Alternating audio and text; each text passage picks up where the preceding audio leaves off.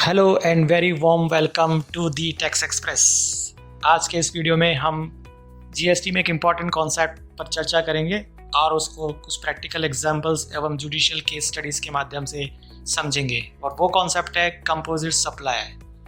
GST में composite supply क्या है, इसकी क्या इंपॉर्टेंस है, इस पर क्या टैक्स रेट एप्लीकेबल है और इसे समझना क्यों ज़रूरी है,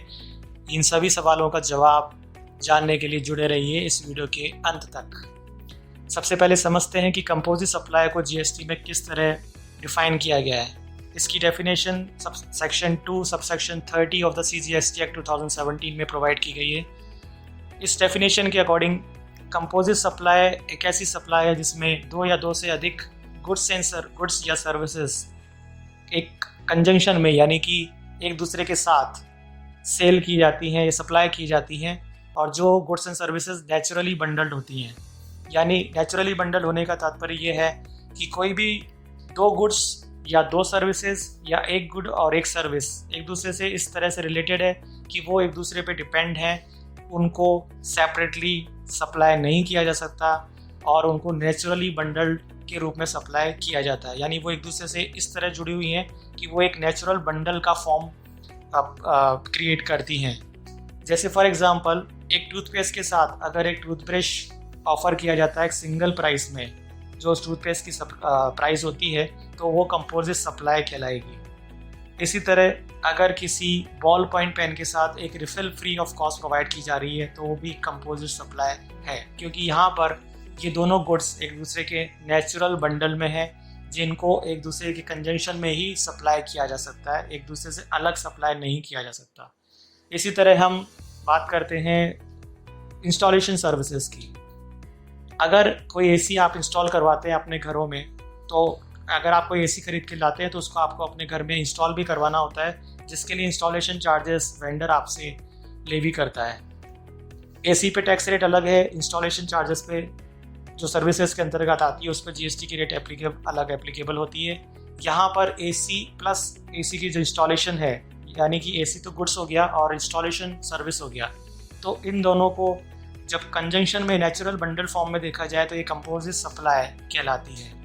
तो ये कुछ सिंपल एग्जांपल थे कंपोजिट सप्लाई के कॉन्सेप्ट को समझने के लिए।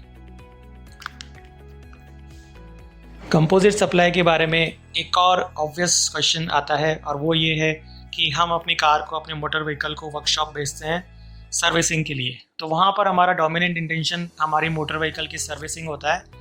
जिस पर 18% जीएसटी एप्लीकेबल होता है। लेकिन कई बार ऐसा भी होता है कि सर्विस के दौरान वर्कशॉप वाला को पता चलता है कि यहाँ पर कोई पार्ट या कंपोनेंट रिप्लेस होना है, तो अगर वो पार्ट और कंपोनेंट भी रिप्लेस कर दिया जाता है तो यहाँ पर गुड्स एंड सर्विसेज दोनों इन्वॉल्व हो जाती है। कंपोनेंट जो रिप्लेस किया गया है वो तो गुड्स हो जाएंगी, गुड्स की सप्लाई, और जो लेबर चार्ज किए जा रहे हैं वो सर्विस की कैटेगरी में आएंगे, और दोनों पे जीएसटी की रेट एप्लीकेबल अलग अलग है। तो क्या यहाँ पर इसको कंपोजिट सप्लाई माना जा सकता है या नहीं माना जा सकता? अगर देखा जाए तो ये दोनों मेरी नज़र में दोनों नेचुरली बंडल्ड सप्लाई होने की वजह से इस पर कंपोजिट सप्लाई का ही कॉन्सेप्ट लगना चाहिए, लेकिन इस बारे में कुछ डिफरेंट व्यूज़ हो सकते हैं। डिपार्टमेंट ने सर्कुलर नंबर 47 डेटेड 8 जून 2018 के ज़रिए इस इशू को क्लैरिफाई करने की कोशिश की है, जहां पर उन्होंने ये क्लैरिफाई किया है कि अगर कंपोनेंट की टैक्सेबल वैल्यू एंड सर्विस की जो टैक्सेबल वैल्यू है यानी लेबर चार्ज की, उन दोनों को इनवॉइस में सेपरेटली चार्ज किया गया है, सेपरेटली शो किया गया है, तो उस केस में दोनों की जो रेस्पेक्टिव जीएसटी रेट है वो एप्लीकेबल होगी, यानी कि उस केस में उसको कंपोजिट सप्लाई नहीं माना जाएगा। कंपोजिट सप्लाई का जो कॉन्सेप्ट है वो जेम्स एंड ज्वेलरी सेक्टर में भी इंपॉर्टेंस रखता है, जहाँ पर कि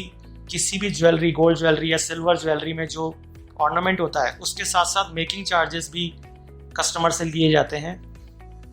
तो मेकिंग चार्जेस जो एक लेबर चार्ज के रूप में आता है वो 18% जीएसटी उस पर एप्लीकेबल होता है, जबकि गोल्ड एंड सिल्वर पर हम जानते हैं कि 3% जीएसटी एप्लीकेबल होता है। तो वहाँ पर सीबीआईसी ने क्लैरिफाई किया है कि अगर मेकिंग चार्जेस को चाहे इनवॉइस में आप सेपरेटली शो करें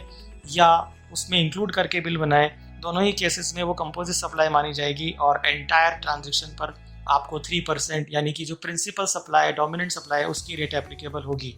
तो कंपोजिट सप्लाई के केस में हमें डोमिनेंट इंटेंशन, प्रिंसिपल सप्लाई का ध्यान रखना है कि हमारी जो 2 या 2 से अधिक गुड्स एंड सर्विसेज इन्वॉल्व हैं क्या वो नेचुरली बंडल्ड हैं, और अगर नेचुरली बंडल्ड है तो उसमें प्रिंसिपल सप्लाई क्या है, यानी कि डोमिनेंट इंटेंशन किस तरह की सप्लाई को लेकर है। और उस केस में अगर हमारी प्रिंसिपल सप्लाई डिटरमाइन हो जाती है और ये भी डिटरमाइन हो जाता है कि ये दोनों नेचुरली बंडल्ड हैं, तो वो कंपोजिट सप्लाई होने की वजह से उस पर जो जीएसटी रेट एप्लीकेबल होती है वो होती है प्रिंसिपल सप्लाई की, यानी कि जो डोमिनेंट इंटेंशन वाली जो हमारी गुड्स सप्लाई है उसकी रेट ही हमारी जीएसटी की रेट मानी जाती है। इससे जुड़ी और बहुत इम्पॉर्टेंट जानकारी के लिए जुड़े रहिए। Also please like, subscribe, hit the notification button and most importantly share with others, क्योंकि ऐसा करने से हम बहुत महत्वपूर्ण जानकारी को हासिल कर पाएंगे। Thanks, see you soon, stay tuned.